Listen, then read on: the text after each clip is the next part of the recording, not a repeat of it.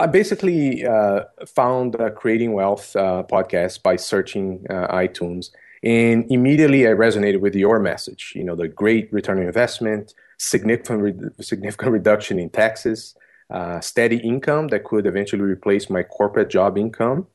Also, what I found very powerful is, along with that message, I was impressed by the high caliber of your guests. And I remember listening to economists, investors, lawyers, authors, basically people who could present their expertise and allow me to judge their response against your message. So as an example, when you talk about inflation, your ideas about inflation going up over the next few years, I could vet that message against your guests and be sure that what you were saying made sense. And that was very powerful to me. Welcome to this week's edition of Flashback Friday, your opportunity to get some good review by listening to episodes from the past that Jason has handpicked to help you today in the present and propel you into the future.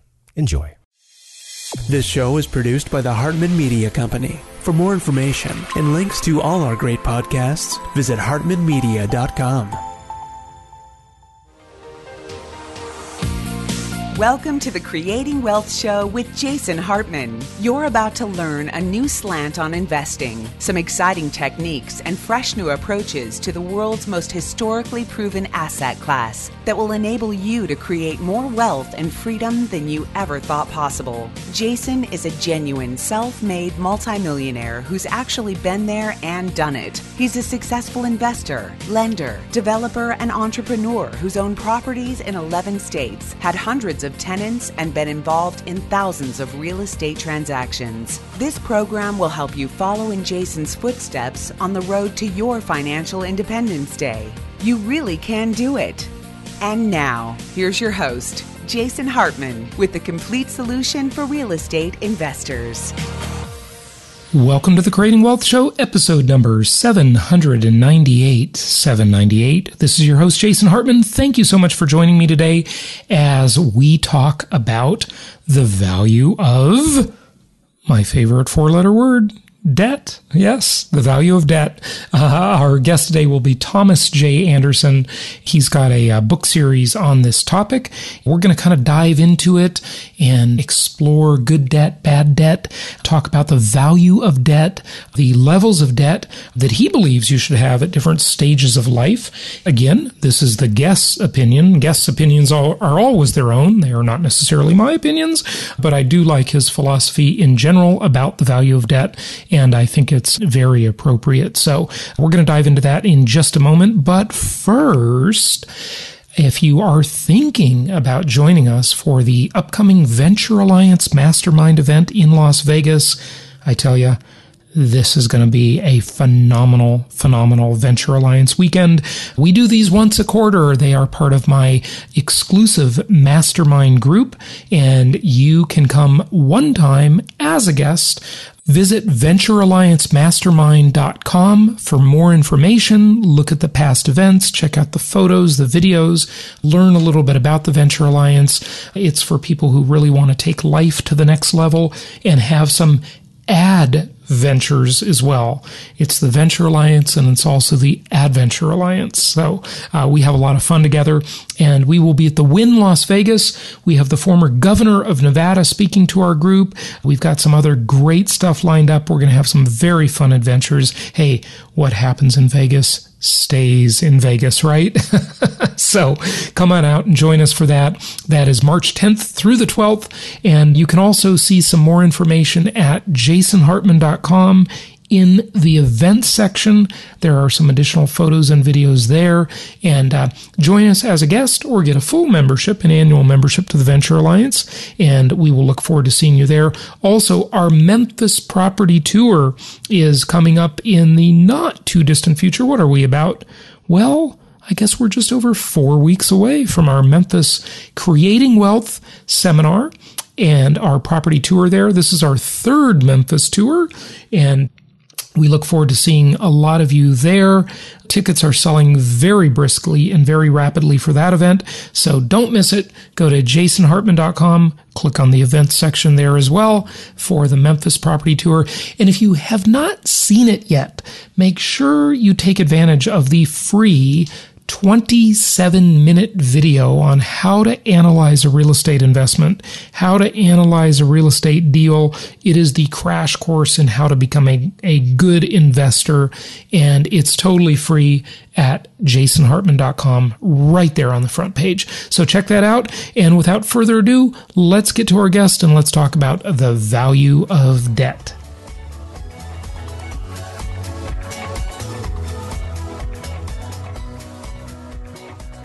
It's my pleasure to welcome Thomas J. Anderson. He is founder and CEO of Supernova Companies. He's author of really a series of books, but one of them is the #1 New York Times bestselling book, The Value of Debt, How to Manage Both Sides of a Balance Sheet to Maximize Wealth, and the new book, The Value of Debt in Building Wealth. And you know me, debt is my favorite 4-letter word. So let's go ahead and dive in. Tom, welcome. How are you? Thanks so much. I'm doing great. It's wonderful to be here. Appreciate it. It's good to have you. And you are coming to us from the Windy City, Chicago, right? Yes, sir. It's a little cloudy today, but I think we're going to have some spring weather around the corner. There you go. Well, you really sound like you believe, given the title of your books, that debt is a good thing. Of course, all of us know that not all debt is good. Not all debt is created equal. There is consumer debt and there is investment grade debt, and those are vastly different. Remember, you're listening to Flashback Friday. Our new episodes are published every Monday and Wednesday.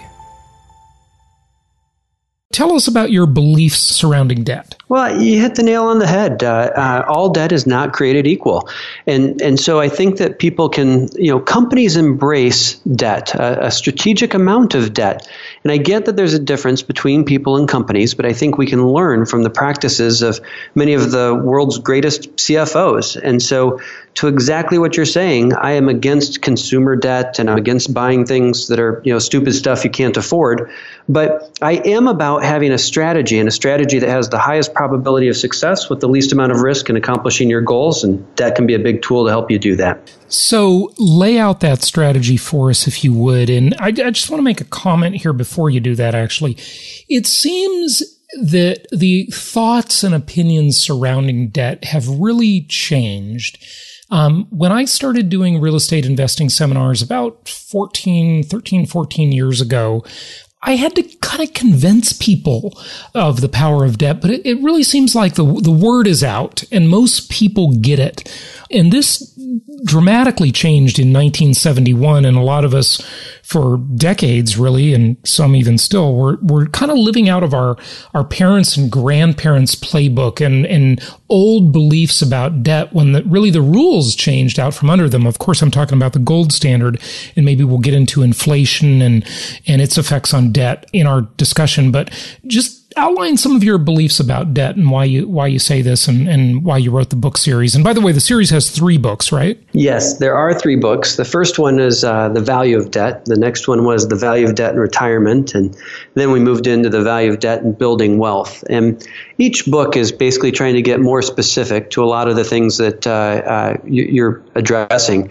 I think from a big picture perspective, where I started with the value of debt is basically saying, look, companies have optimal debt ratios. Look at something like Apple. They have billions and billions of dollars of cash, yet recently they've been issuing billions and billions of dollars of debt. Why is that? Well, they value the liquidity, the flexibility, and the tax benefits associated with that debt. And it's strategic debt that they could pay off, but that they're choosing to have. And where you're way ahead of the curve compared to many people is you're hitting the nail on the head. It's not just about, as you said, consumer debt. And I think the word is getting out and generations are changing, that if you have the right debt the right way, it can be a very powerful tool. Now, what I did in the first book, and then we incrementally went more specific, was I started out with a framework using what companies do, but I made it more conservative. The companies are in the business, of course, of probabilities, where people are in the business of surviving first and foremost. So for people that are more familiar with debt, like you, a lot of people are surprised with my conservative nature. But I try to take a balanced middle ground and make sure that people have an optimal amount. Okay, so what is the optimal amount? And it depends on age and life stage, right? It absolutely does depend on age and life stage. So how many life stages do you divide up into, and then tell us the optimal amount for each stage, if you would? Yep. So I basically break life into 4 stages of life, which the acronym is LIFE. The first one is launch, when your net worth is less than 50% of your annual income. So for easy math, if you have an income of $100,000 and your net worth is less than $50,000, then you have one type of risk in your world and should have one type of debt.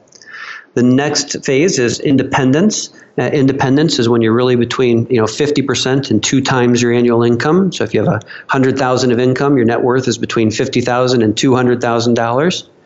Then I move you into freedom, when your net worth is between 2 and 5 times, and then what I call equilibrium, which is between 5 and 20 times. And give us the debt amount for each of those stages, though. You didn't quite say it, although if someone did the math, but I just want to make it really easy for our listeners. So that first stage, the launch stage, you gave the example of someone making $100,000, I believe, in income, and what's their debt, and tell us the debt amount for each stage. Yeah, so the book is designed to be very specific and actionable, where its debt ratios. Actually, what I did is I took the Fibonacci sequence, or the golden ratio, and I applied it to your life in different stages. So in my earlier works, I've said that a 30% debt ratio is kind of an optimal number.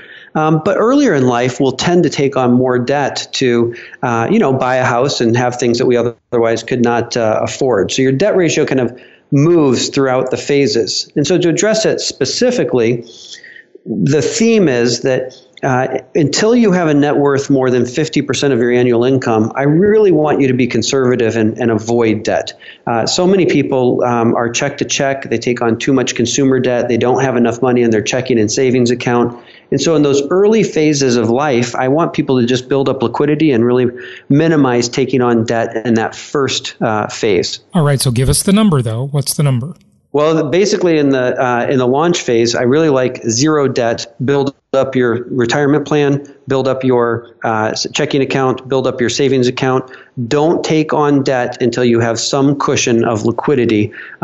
So many of the bad debt stories that you've heard that you earlier were addressing are people that take on too much debt too early in life before they have some liquidity.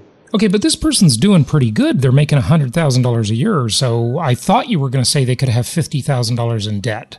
I thought that was the equation. Yeah, a lot of people would have thought so. And what my whole theme is that early in our life, and hopefully you embrace my approaches before you're making $100,000, but right when people get out of school, they're in their 20s, they're in their 30s, too many people take on oppressive debt, they have credit card debt, and they just don't have money in their checking and savings account. And so what I really want people to do early in their life, until you get to 50% of your annual income, which you should be able to hit with a little bit of savings. It shouldn't take long to break through that phase, but so many Americans don't.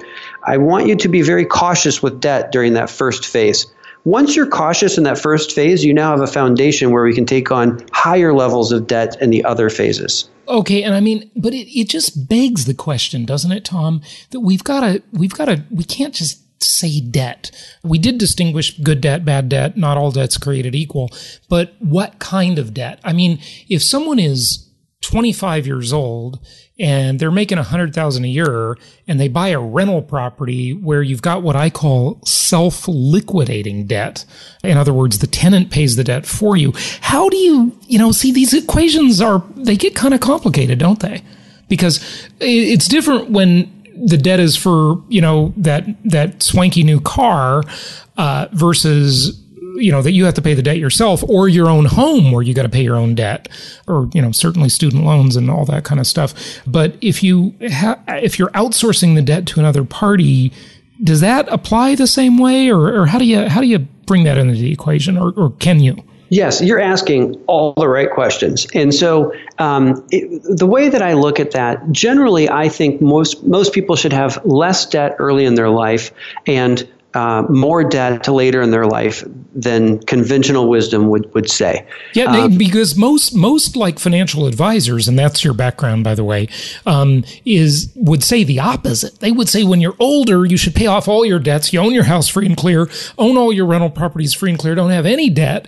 And when you're young, you got energy and time and, go ahead and take on the world, right? You're saying the opposite, aren't you? So yes, and you and I are going to be on the same page literally right when I get to the independence phase. It's in that launch phase. So things that where people find are surprised with my opinions. Generally, I believe that until your net worth is 20 times your annual income, so if you make $100,000 until your net worth is more than $2 million, I'm going to that's a tough equation for most people. Yeah. Okay. Until you have that level of net worth, I need you to have debt, and I need you to have the right debt, the right way, at the lowest possible rate, owning income-producing assets to your exact point, so that you have a higher probability of success in retirement. So throughout life, I know you and I are on the exact same page there, but this nuanced part is not insignificant. That launch phase of life, two people are too quick to take on debt, but they aren't prepared for the curveballs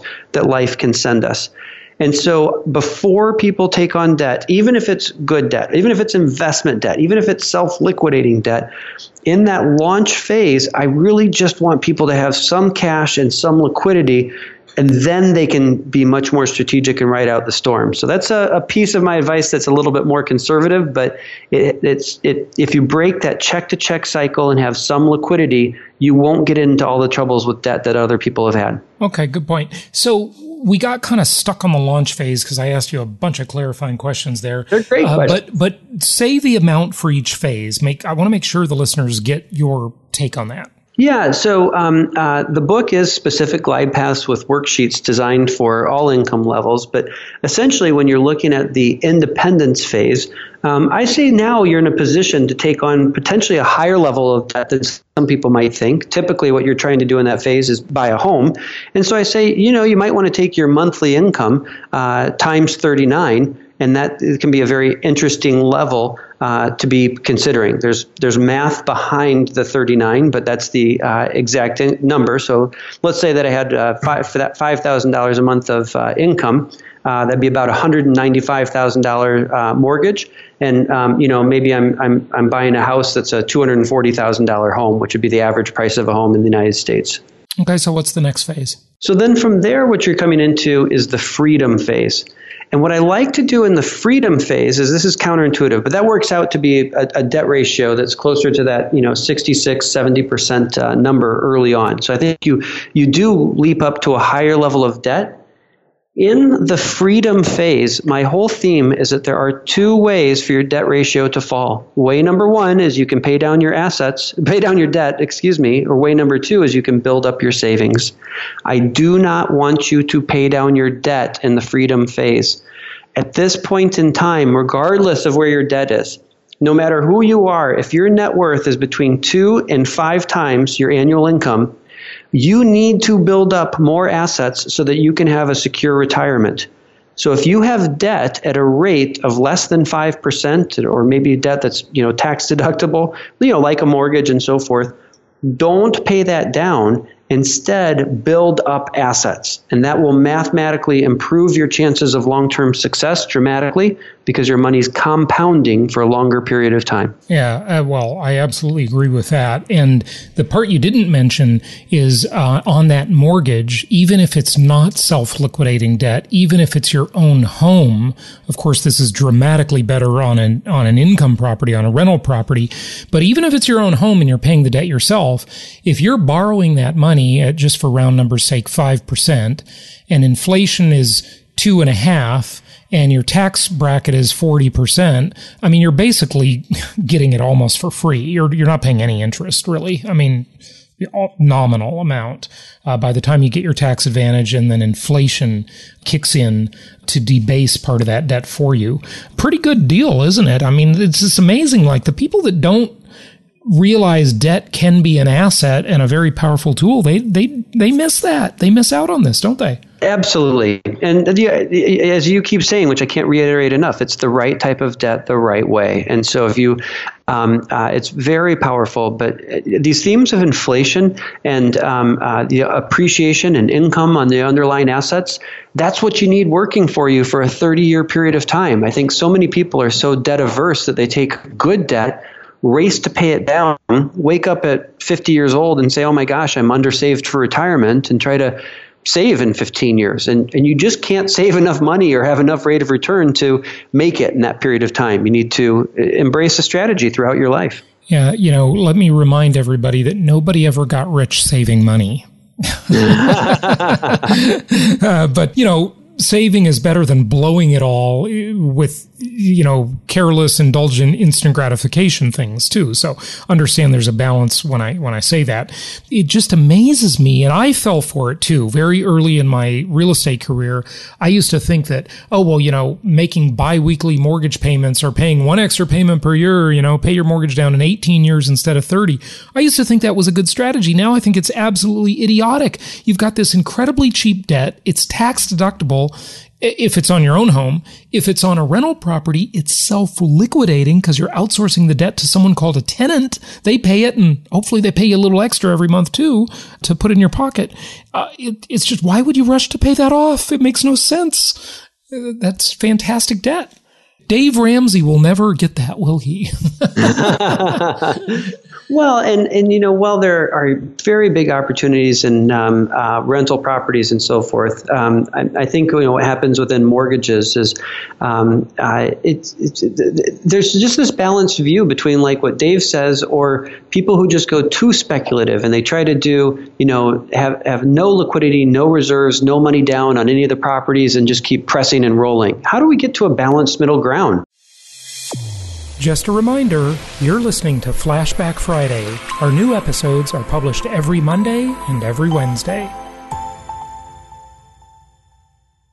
Well, the first problem with them, by the way, since I'm the real estate guy, is they buy properties that don't make sense in the first place. They're speculators. They're gamblers. Yep. And, of course, you better, if you're going to gamble and speculate, you better be doing it with a very small portion of your net worth, and you better have adequate reserves to save yourself, because you never want to be forced to liquidate at a bad time. You are so right. And that's staying power is the name of the game. What I get surprised about with a lot of real estate investors is that they won't do exactly what you're saying. There's two things. Number one, they just kind of buy and hold forever. I think a lot of successful real estate investors, think about, Sam Zell, right? He'll come in during a crisis, buy a whole bunch of properties at really cheap prices, and then he has a huge return, sells them, builds up cash, repeats.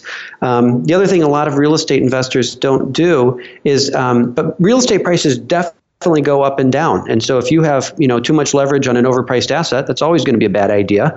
If you're buying it in 2008, 9, 10, that's a great idea. And so, and similarly, real estate investors, because of the cyclicality of real estate, need to have liquidity, because what if that tenant moves out? That shouldn't be exogenous. It needs to be in people's base case scenario. So right, absolutely. A lot of these people in any investment, whether it be stocks, bonds, mutual funds, real estate. I mean, I don't like any of that stuff other than real estate, but you never, it's always boils down to a game of staying power. And it's not always wise to stay in the game and be stupidly stubborn, but you always want to have that choice. You never want to be forced to liquidate at a bad time. That's what market cycles do to people. And it's also, there's another thing that does that to people. It's the big D word. It's divorce. It forces people to liquidate assets at the wrong time. Marriage counseling can be a very good investment in a bad economy. If the market is down, stick together. There's no doubt about that. And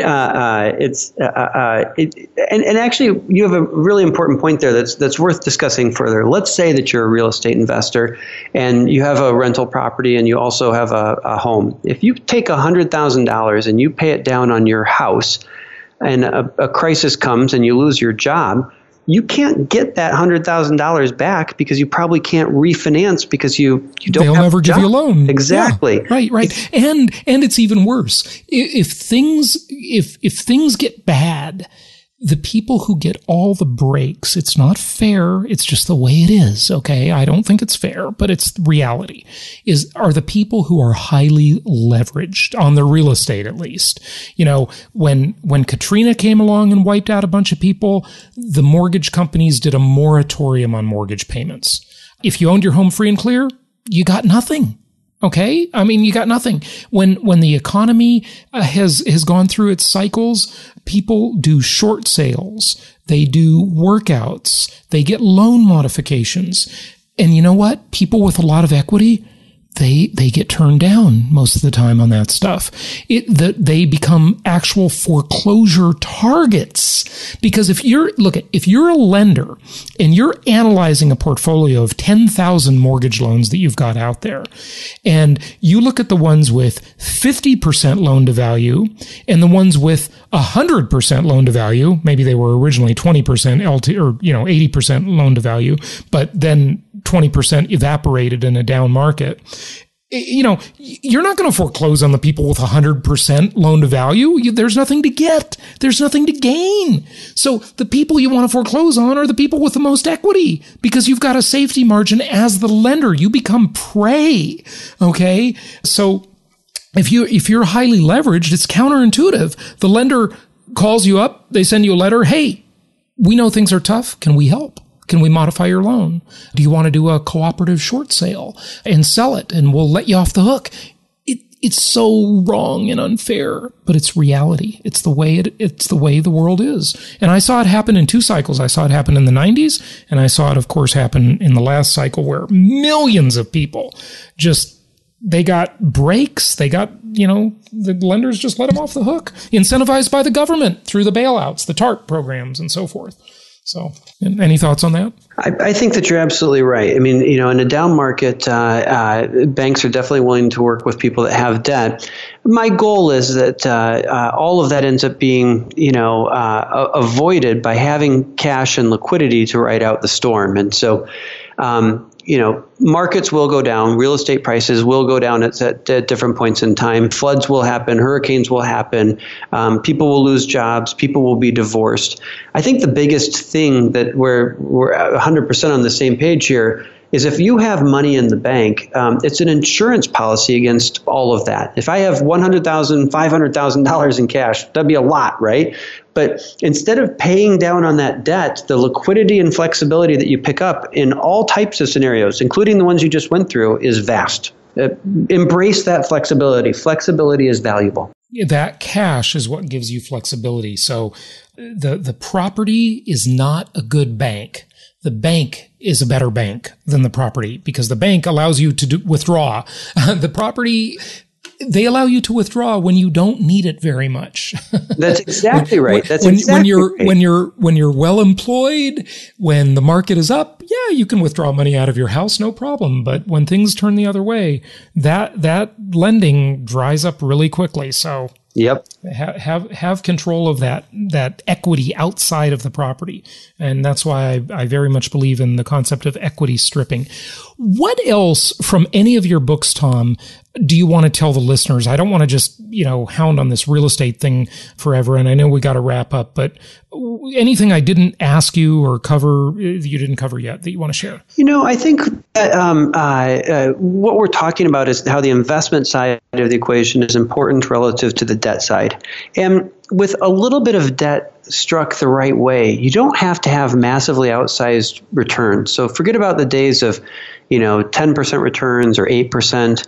But if you can have a return of 6% and borrow at a cost because of tax benefits and everything else as you were going through of, 3%, you combine a little bit of inflation through time, a lifetime of 35, 40 years, these spreads widen dramatically. And so I don't want people swinging for the fences.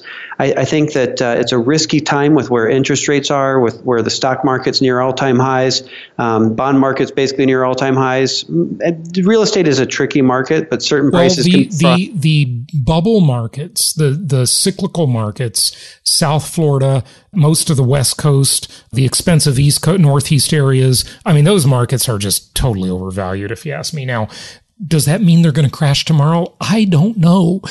Nobody does.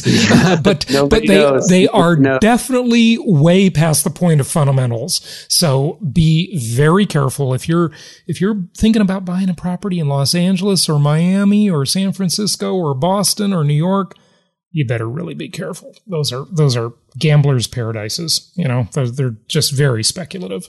So I spoke at a conference in Miami, and there were a bunch of real estate people there. And someone bought a property for around $1.25, I think, like $1.25 million. Property's worth about $3 million, they say. And I said, that's amazing. Would you sell it for $3.5 million? And what do you think the answer was? No, it's going to be worth more. It's going to be worth $5 million, right? Yeah, typical. Yeah, that's exactly right. I said, would you sell it for $4 million? And they said no. And I said, at what price would you sell it? And I basically, and there was no price at which they would sell it. And so, like, so I believe you're exactly right. Many of these markets are, if you have a bunch of people who are buying, just saying there's no price at which I would sell, that's when you start to see some signs that there could be some trouble. Yeah, and when everybody's a genius. Yeah. I always like to say everybody's a genius in a bull market, aren't they? Yes. It's really scary. It's like that Rockefeller thing. I think, he said, when I start getting stock advice from my shoe shine boy, we're in bubble territory. So, yes. Very, very good point. Okay. Give out your website if you would. Tell people where they can find out more. Of course, the books are in all the usual places, and just any closing thoughts. Wrap it up for us if you would. Yes. If you welcome to check out valueofdebt.com. There's information on all 3 books. I'm most proud of the recent one here, The Value of Debt and Building Wealth, which is a specific and actionable glide path for everybody, regardless of their net worth, on how the right amount of debt the right way can increase the probabilities that you'll be prepared for emergencies and not run out of money on your life journey. Good stuff. And give out your website? Or did you? It's valueofdebt.com. Oh, okay, valueofdebt.com. Okay. Yeah, so you can also check us out at supernovacompanies.com, but the main education site for books is valueofdebt.com. That's what I was saying, because I noticed here you had 3 different websites. So good stuff. Well, Tom Anderson, thank you so much for joining us and enlightening people as to the value of debt. I think it's an incredibly powerful tool. It needs to be used with respect, like any tool, but it is definitely very powerful. So appreciate you sharing today. Well, I really appreciate your perspective, and thanks for having me on. Thank you so much for listening. Please be sure to subscribe so that you don't miss any episodes. Be sure to check out the show's specific website and our general website, hartmanmedia.com, for appropriate disclaimers and terms of service. Remember that guest opinions are their own, and if you require specific legal or tax advice or advice in any other specialized area, please consult an appropriate professional. And we also very much appreciate you reviewing the show. Please go to iTunes or Stitcher Radio or whatever platform you're using and write a review for the show. We would very much appreciate that. And be sure to make it official and subscribe so you do not miss any episodes. We look forward to seeing you on the next episode.